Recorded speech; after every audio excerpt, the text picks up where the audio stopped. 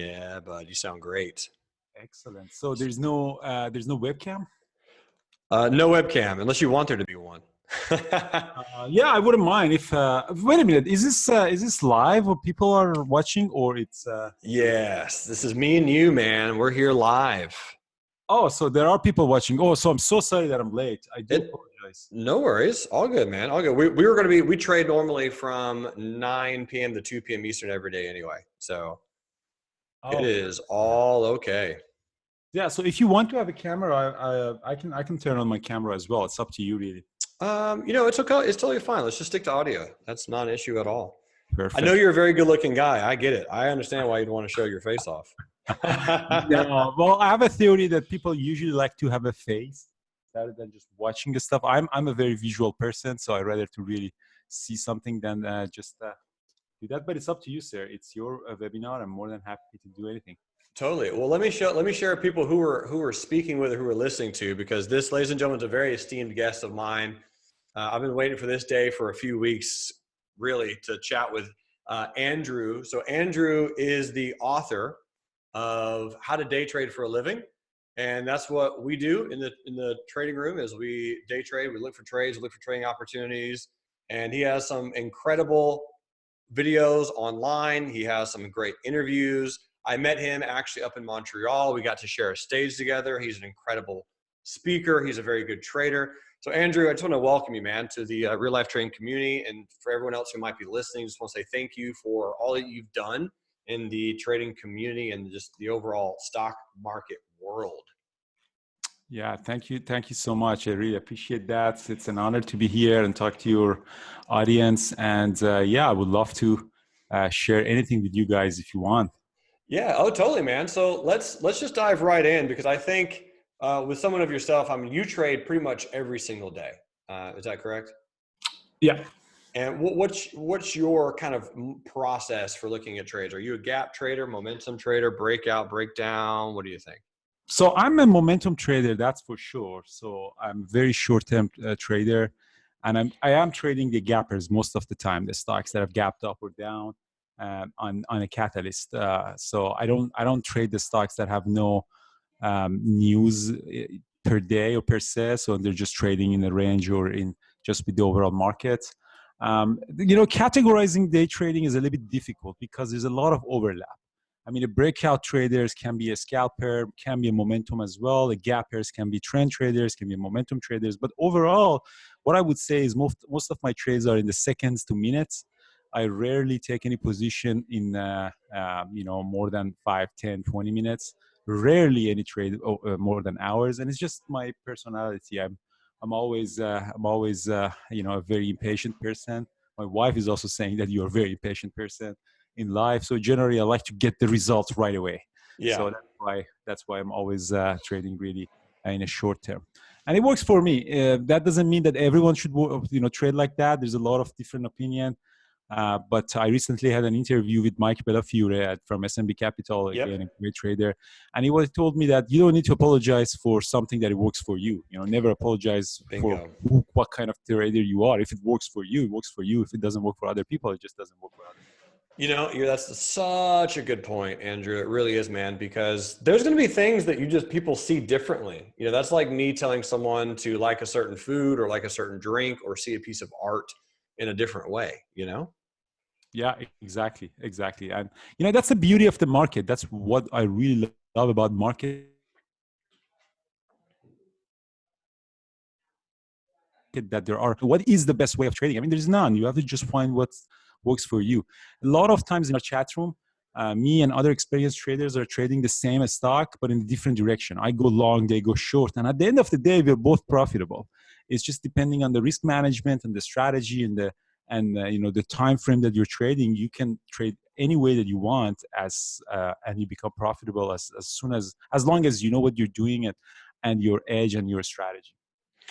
Beautiful. So if you can walk us through your edge or your strategy, like what did you look at today? What was your focus, time frame, setups, all that kind of good stuff?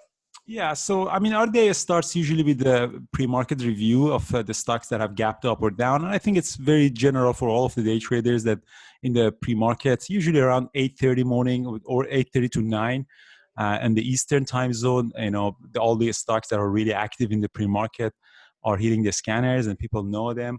If you don't have a scanners, if you're part of any community, you can just ask around, and people know, tell you what they're watching. So essentially, you want to watch something that everyone is watching. I personally focus on the more mid-float to large float stocks. I stay away from penny stocks and stocks under $10 with very low float. And the reason for that is it's just I found them very difficult to trade. Very difficult, not to trade, but to manage the risk. It's very difficult for the stock. And I think trading is easy. You just press buy and sell, and it really happens really right away. But if you can manage your risk consistently, that's the real success. But I found them very difficult. I lost a lot of money on them, like anyone else who starts trading. They're very attractive. I know they're moving, they're moving 100%, 200%, 1,000% a day. It's attractive. You want to be in there. It's very interesting. But it's so attractive, man. Like, look, you're absolutely right. Like, look at this thing, Camber Energy. Like, who doesn't want to be in a stock that moved up, 100% in a day? Exactly. There is a big fear of missing out on them. But, when you look at the chart, it's amazing. You say, oh, I can buy there and I can sell over there and I can be rich. But in reality, when you are going in them, it's very difficult to trade because the moves, just imagine like that, just some simple mathematics. When the stock is $1, 1 cent up and down is 1% move up and down. And that's a lot, 1-2%, a lot, not every tick. But when the stock is $100, 1 cent, move, it's less than 1%, it's 0.1%. So it's much, manageable, the risk. So you really don't want to get yourself into something that is too volatile. And often they don't have a lot of volume and liquidity, so big orders can really move the stock up and down, and you don't want to get the stock into the wrong side of the trade. Yes, and that's something I love about your presentation, man, and just kind of your methodology. You also really focus in on the R system, risk management, really dialing and honing in that in. That's very appreciative for someone like myself who, you and I both go to those, we go to the same seminars, man. Yeah, exactly. So we see the people who are just, here's how much we made in a day and how amazing it is. It's like, well, it's not quite that approachable. Yeah, and this is actually, I like that about you, Jeremy. I think you were one of the people who I realized that are big advocate of R rather than P&L. Yeah. On Twitter, I see that, okay, this is my day. I made 6R or I lost 2R. And R can be anything depending on the person, depending on your account size and your personality. You can define your R, and that's something that I have to give credit to you. I think you were the first person that I saw in social media. And probably other people are using it as well, but I give you that credit that you're always focusing on R rather than P&L. Yeah. And a lot of our members in our community actually got that idea, and they're all do the journaling and do their training process. And trading journaling is based on the risk that they're putting per trade, rather than just, I made $100 or $200, because it's really irrelevant. People take different share size, they have different risk tolerance, different personality. Hell yeah. Appreciate that, man. Thank you. So Andrew, you mentioned mid float, low flow, above $10, something with some good volume. What was your trade for today? What were you looking at? I did trade AEOO, American Eagles. Yep, American Eagle. The first trade that I do is opening range breakouts. This is a very famous strategy. It's been known for decades. It's not something what I have or something like that. But if you go to the 1 minute chart, you're in a 3 minute chart. If you go to the 1 minute chart, usually 1 minute chart is my first trade of the day. Yeah, you're fast. I will tell everyone that, man. This guy, the guy we're talking to, Andrew, is a machine, like a straight up wizard, half robot, half human. You're a fast trader, man. I've seen your stuff. Like it's incredible. Yeah, just go to the first few minutes. Just go to the first few minutes. What I'll do is I'll do this. So this is like the first. We'll just look at the first 3 or 4 minutes of the day. Yeah, exactly. All right. Yeah. So a stock was gapping down. So stock was weak. Stock was gapping down, but look at the first candlestick right at 8:30 with heavy volume. Stock is really popping up. That's how I usually wait for the first 1 minute to see what the hell is going on with this stock. And as you see, a stock from 1370 something all the way squeezed up to 1390. So that was the moment that I decided to go long. So in the second candlestick, at the beginning of that, around $14, I jumped in long, exactly where you marked it. So that's a 1 minute candlestick that you saw. The breakout of that 1 minute candlestick, I went long at around 14. I think my field was around 1399 or something. And then it popped up all the way up to 1440. And that's a huge move on the stock that is $14. 40 cents is a lot. I didn't even wait for $40. I think I sold it all the way to 14, 20, 25, 30, and then I was done with my trading day. So that's one typical trade that I do, 1 minute opening range breakout. Sometimes the 1 minute opening range breakouts are so choppy and so difficult to read, and you can want to wait a little bit longer, like a 5 minute opening range breakout, but same structure. You wait for the 5 minute candlestick. As soon as it breaks out to the upside or to the downside, you could take it to the short or to the long. I love it. Oh, Andrew, man, I have so many questions now. All right, so let me dive into this. So first and foremost, there's a lot of takeaways from what Andrew just said, folks. So if you need to pause and go back and listen, there was so much insightfulness into that. So first and foremost, you're getting filled around $13.99, taking the breakout right around 14. And he's talking about a 40-cent move on a $14 stock is massive, which it is. Right? That is a huge, huge move. So something to consider. Something to think about, playing the 1 minute chart, 60 seconds. So this is going to be a faster type of trade. This is going to be something that you've practiced, something that you know the calculation. How do you calculate your risk that fast, Andrew? Or do you already have a predetermined amount of shares that you like to base off of and you base your risk off of that? Yeah. So for me, because I'm experienced and, I've been trading for a long time, I do not use any manual stop loss. My stop loss is in my mind. And the stock the type of a stock that I'm trading, like American Eagle here, it doesn't drop $2 right away. So it has a lot of liquidity. So you can actually get out as soon as you think the trade goes against you. But the key here is I usually use some technical levels for my stop loss. Your chart is naked right now. There is no indicator right now. Right. But if you put a couple of moving averages and the volume weighted average price, which is the most important indicator for day trading, then based on that, you can actually define your risk. In that particular case, stock in the 1 minute candlestick squeezed above the VWAP. Oh, there you go. Now you have. I think the VWAP is the purple color that you have. Yep, it is. You're right. So, yeah, I'm just trying to scale it. Yeah, as soon as you look at the candlestick, as soon as it is squeezed above the VWAP, that was a really good opportunity for me to go long, because I want to go long when the stock is above the VWAP, and I want to go short when the stock is below the VWAP. So in that case, I decided to go long and put the stop loss, about 5 to 10 cents below the VWAP. So I give it a little bit of room. You don't want to put your stop loss right at the VWAP because of just the uncertainty of the market and fluctuation. And I had it in my mind. I don't use any stop loss. I'm not saying it's the correct way of doing it, but it works for me. Sometimes you can get really out of you and you get a heavy loss. But I am in the way that I cannot really control my stop losses. And about number of the shares, I trade based on the buying power. So the platform that I'm using is that I have a hotkey that automatically calculates the number of the shares based on the buying power. So for example, I press the hotkey and I said, buy me $35,000 worth of stock. So automatically calculates, okay, this is going to be like, 2,000 shares, and then it sends the order for me. It's a hotkey that Das Trader, the platform that you're using, has. And some other platforms has that feature. I don't know about, this is TradingView. I don't know if it has or not. But no. On that.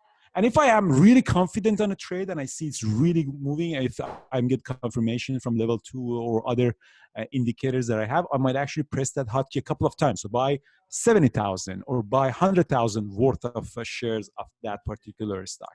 And again, that number can be changed. If you have a smaller account, you can say buy $5,000 worth of that stock, so automatically calculates the number of the shares. Definitely. So talk to me a little bit about that. What is your thoughts or opinions or approach from, let's just give an example. Let's say you're 26 years old, you have $5,000 to day trade with, you want to day trade, you're really practicing a lot on it. What would your advice be in a situation like this? How would someone go about day trading a stock like this, or any stock or any day trade at all? I mean, you have to set up realistic expectations. If you have $5,000 account, you can't have a living just based on that $5,000 account. You can't make $500 a day out of a $5,000 account. What I would say to traders is a good rule of thumb is experienced traders can make 0.5% to 1% of their account per day. Not more than that. More than 1% is just way too opportunistic. So at a $5,000 account, you can make $50 a day if you are a really good trader. not more than that. Mm-hmm. I mean, I know that people might say, oh, $50 a day is nothing. I cannot do anything with that. Yes, you're right. But, it's $5,000 a day. But add into that, I mean, that $5,000, and don't remove any money, just add $50 in there every single day. You see that before 9 months, you have a $30,000 account. That's the power of compound interest. Because if you keep the money inside the account, that 1% just keeps adding, and before the year ends, you have a $30,000 account.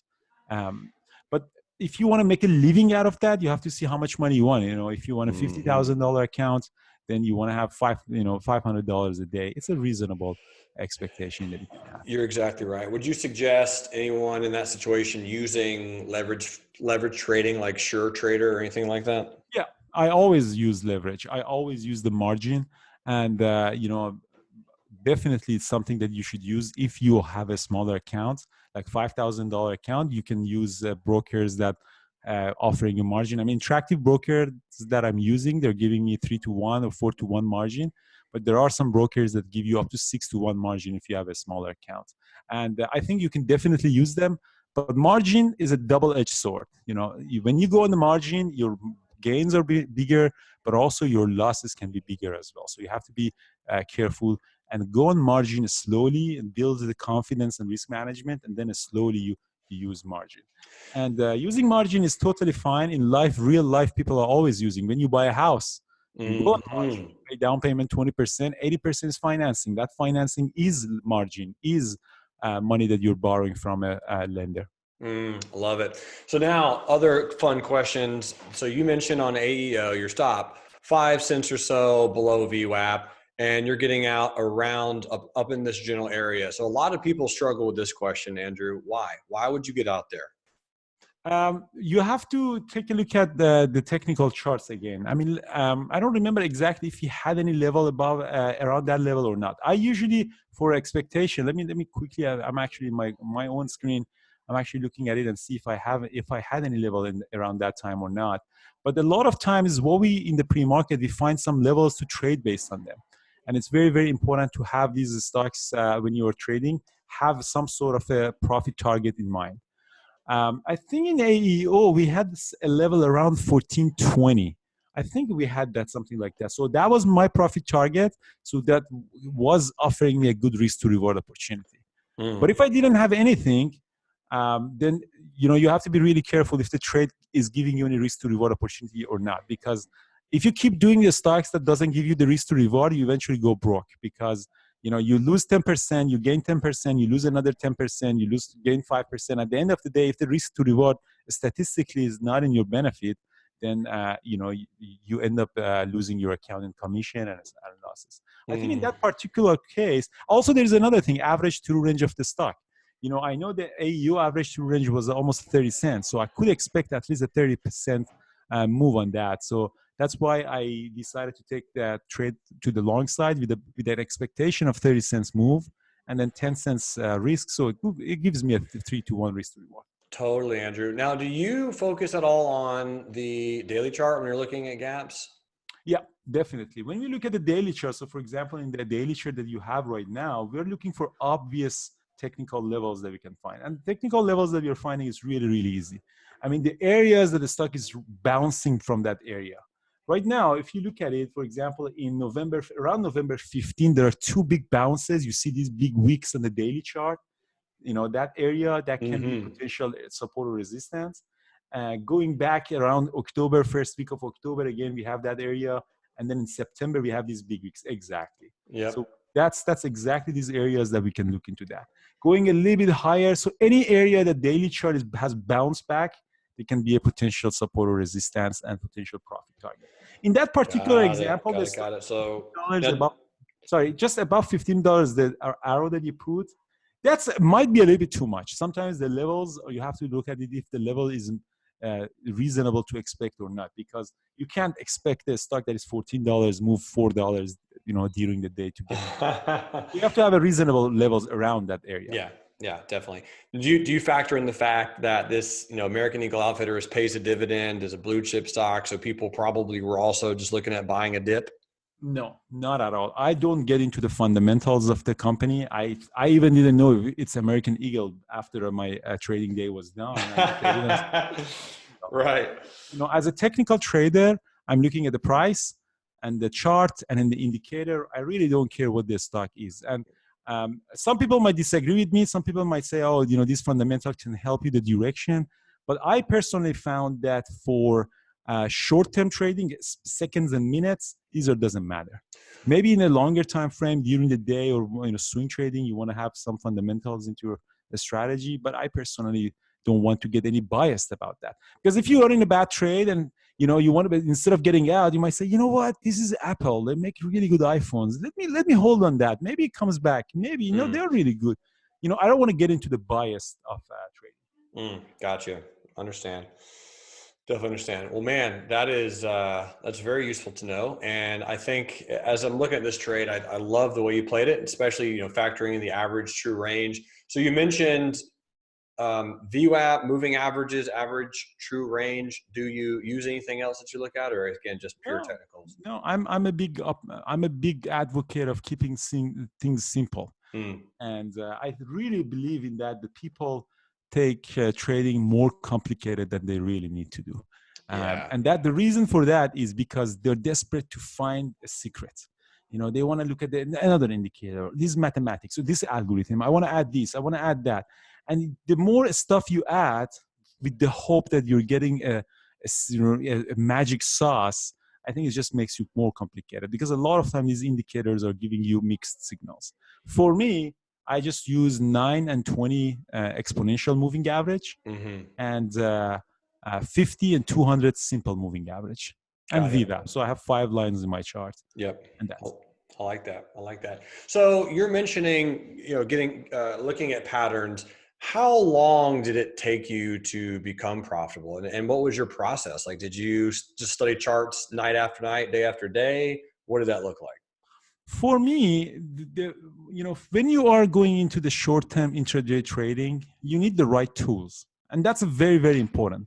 I traded for a long time with the not appropriate tool. Like, I didn't have a good broker. I didn't have direct access. I didn't have VWAP on my chart. I didn't have a direct access platform. And I was wondering what the hell is wrong with my trading. The part of it is education, but part of it, you need to have the right tools. And if you want to, for example, I was trying to day trade with Bank of Montreal, which is a bank in Canada, and I had to enter my phone number when I want to enter. Do you confirm? Do you really want? And I was just keep losing money, and with the high commission, and I don't count those. But the moments that you have the correct broker, you have the correct platform, you have the correct chart, it really depends how much you want to show up every day and practice. It's like learning a skiing. When you learn a ski, you can go once a season, and you can be a skier for 20 years, but still you don't know how to ski. Or you can just one season go almost every day and practice. But at the end of the season, you're really a good skier. Or driving. Remember the first time that you were driving, everything was so difficult, or you have to look at the mirror, you have to have the shift, brake, gas, and everything. Now, after a couple of weeks or months of trading, everything is just muscle memory, and you don't even think you're doing it. If you're doing it every single day, so showing up every single day matters, because market is changing every day. I think a lot of our traders are getting it after 6 months, and then you go a small share size, you build the confidence, you build the trust in yourself, and you slowly increase your share size. And if you are in a series of bad days and bad losses, you decrease your share size. It's very, very important to manage your psychology and also manage your account. Sometimes you go aggressive, sometimes you go not aggressive. A few days ago, I was in Chile. I was flying to Santiago from an airport. It was a local airport in Chile, and I had my laptop on my lap, and I was on a hotspot with a very shady 3G cell phone coverage. So I didn't take a big size. I have to take a small size, because what if the connection drops?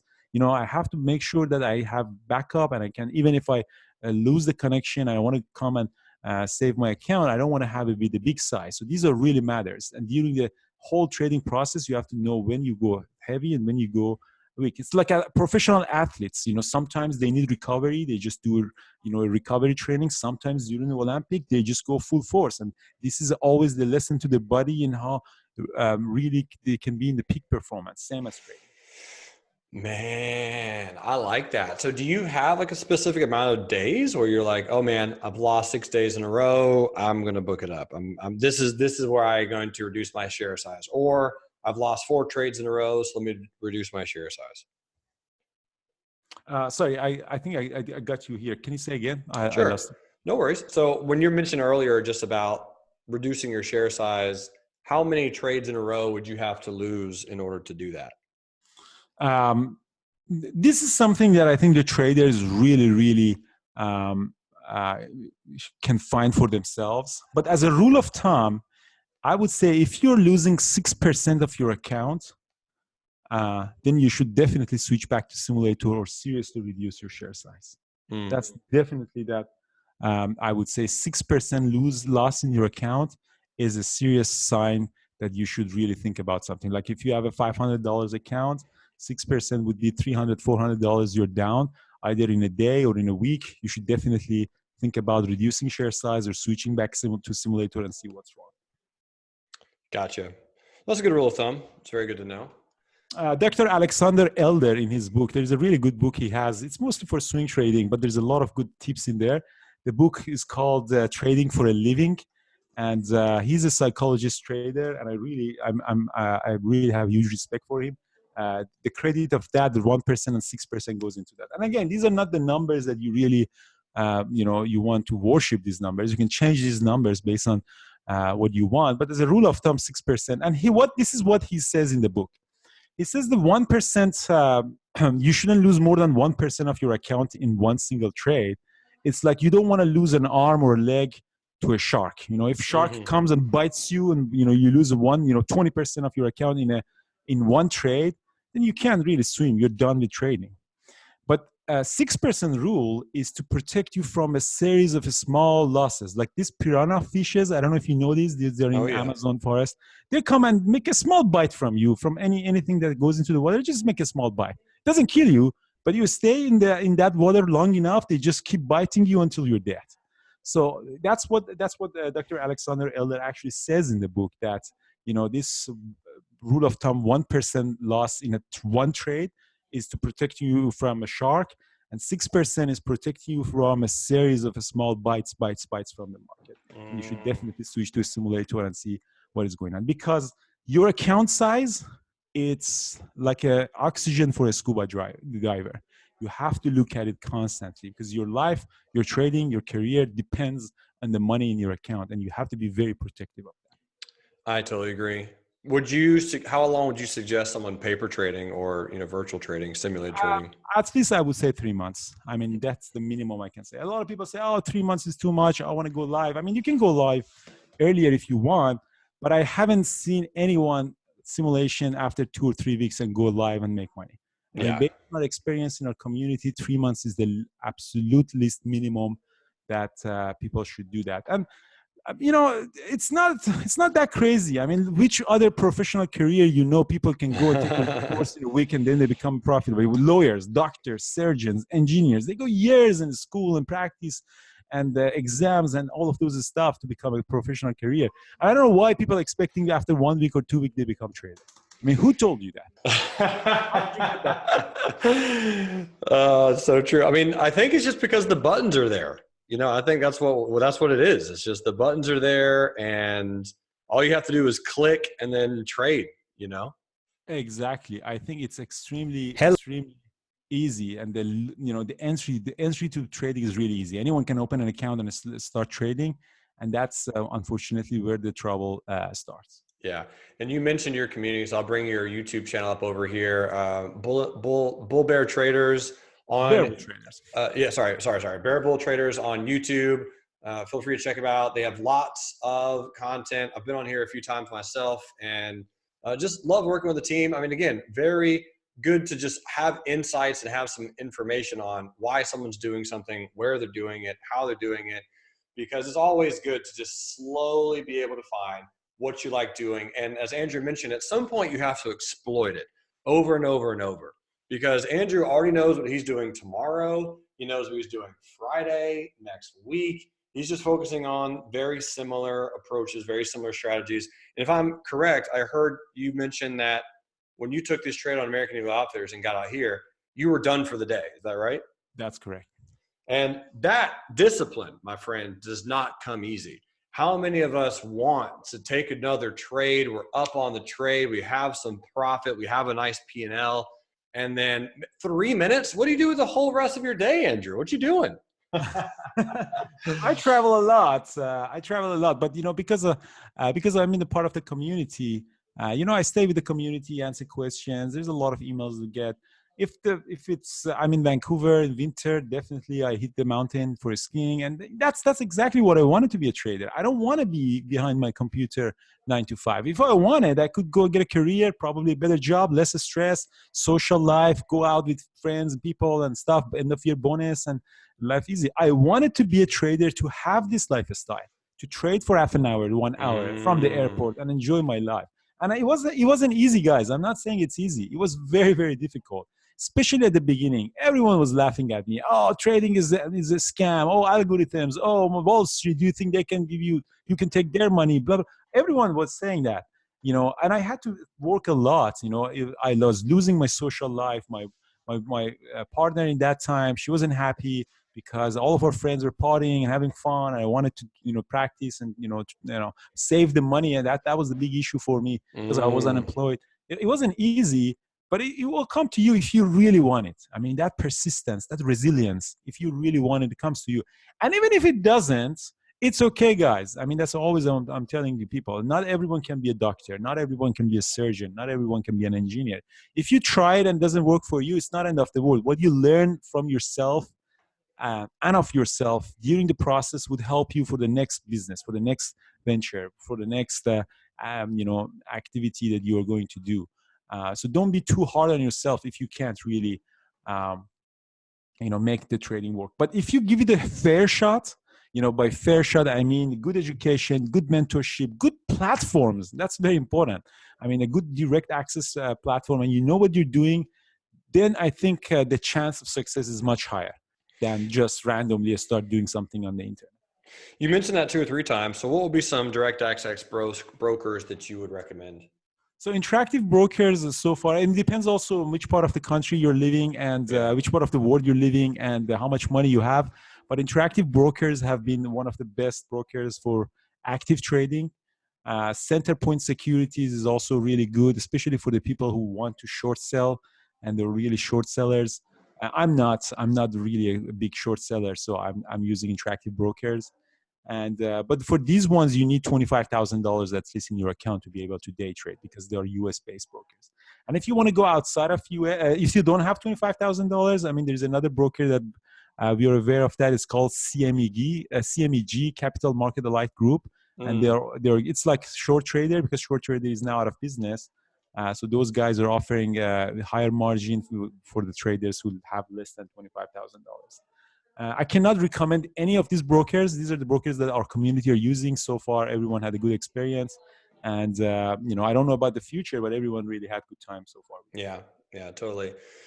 I appreciate the insight, man. Thank you very much. And last question: do you only day trade, or do you swing trade as well, or no? how's it look? I am not do any other form of trading. I'm all cash at the end of the day, and the reason for that is I have a bad memory of swing trading. And I don't want to, check my phone all the time, what the president is tweeting, what the market is doing, what happens to China, or what about the tariff. And I just don't want that. I want to have the peace of mind. And at the end of the day, it's all cash for me. There's nothing wrong with swing trading. There's a lot of our community members are swing traders, especially if they have a bigger account, like IRA account, and they have some savings, the bigger savings. They should be investing in the real estate if they want. But I am personally not a big swing trader, and I'm not in the financial market after I'm done with day trading. I love it. So pure cash, in and out. Is there any time of the day that you stop trading for sure? Like you haven't taken a trade by noon, or you just done that day and that's it? Or do you take any afternoon stuff? I rarely trade anything after 11 o'clock in the morning on the Eastern time zone. Nice. I'm in Vancouver, so it would be 8 o'clock in the morning. I try to usually go out for a run or workout or something. So because if I know I'm sticking around, I'm going to become tempted to do something.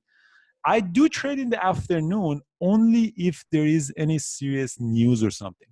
I don't know if there is any, data releasing or something comes out of the White House or any Yep. war or any terrorist attack or anything that, moves the market with huge volatility and volume. I mean, that's the moment that I might get in there. But I'm generally not a trend trader. And most of the trades in the afternoon are going into the trend. You have to be more patient, give it more room. And I'm not that kind of trader. I don't know how to trade, so I'm not even embarrassed to say that I don't know how to trade. And yeah, so I stay away from anything after 11 o'clock in the morning Eastern time zone. Totally understand. I got you. And there's a question for Tom. Thomas is asking a question.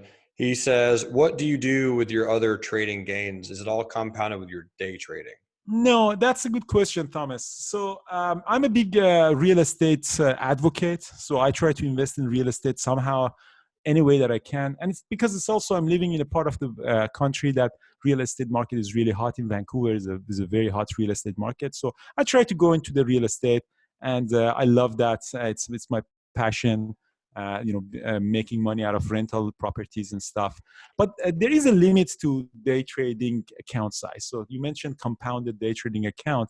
I mean, if you can have these day trading accounts are good for making a little bit of money. I mean, $500,000, $2,000 maximum a day. But if you have a $2 million account, you can't really day trade with that big account. Those big accounts, you have to invest it and diversify it in other financial securities. Or like, for example, even the hedge funds and the big funds that they can't, they have hundred billions of dollars. They are not buying in these Roku or Bitcoin. And if they want to do that, they have to buy everything because they have so much money. So that's why they have to diversify in other bond markets and other markets that much huge. So day trading is really good for building a small accounts and growing it, and daily cash. That's why you can make 1% a day, because 1% a day is 25% a month. That's how much is it? That's 300% a year. If someone told me one day, oh, 300% a year, then Wall Street should be always, yeah, but those guys are doing billions of trillions of dollars. They can't day trade with that amount of money. You can make 1% a day on a small account, but more than that, you have to really diversify it in other instruments, financial, real estate funds, or this kind of things. Do you do commercial real estate or just residential? I'm into the residential. I really like residential real estate because, people always need a place to live, but they don't necessarily need a place to work. So because they can work from home. That's my philosophy, but I'm really a beginner real estate investor. And that's a lesson that I got from Robert Kiyosaki. He's one of my famous, I love that guy. I've never met him. I've never talked to him, but Robert Kiyosaki has a book, Rich Dad, Poor Dad. That book changed my life. And that's a very simple book. A lot of people would laugh at me when I say that, but I think that's a book that I think everyone should read. And no, residential, because again, in Vancouver, in Canada, is one of those places that real estate is really hot. And I think it's one of those safe bets of investments. Very cool, man. Thank you so much, Andrew, for your time. I really appreciate it. And again, for anyone who's listening, the 2 books recommended, Traded for a Living, and of course, How to Day Trade, how to day trade for a living. So make sure to pick that up, check it out, reach out to the community on Bear Bull Traders on YouTube. And you also have a Twitter. So at Bear Bull Traders. That's it. That's Andrew. That's the man. And my friend, thank you so much for your time today. I really appreciate you. Awesome. Thank you very much, guys. And I do apologize from everyone that I was late. Honestly, I was under this impression that this is going to be recorded. So I know your time is valuable. I do really apologize for that, guys. Hey, no worries. All is good, man. Thank you. Hey, have a great rest of your week and go crush it, Andrew. Thanks. Talk to you soon, guys. See you, buddy. Take care. All right, ladies and gentlemen. Well, an amazing opportunity to talk with another trading legend. And next week, I reached out to someone else and we'll be having another chat. It's going to be really fun and exceptionally exciting to see what happens out there in the markets. FOMC is coming out, some bulls coming out, doing their thing. So I'll be interested to see how we end up on the day. But right now, that's some really nice compression. And I could easily see some nice bulls continuing this overall trend.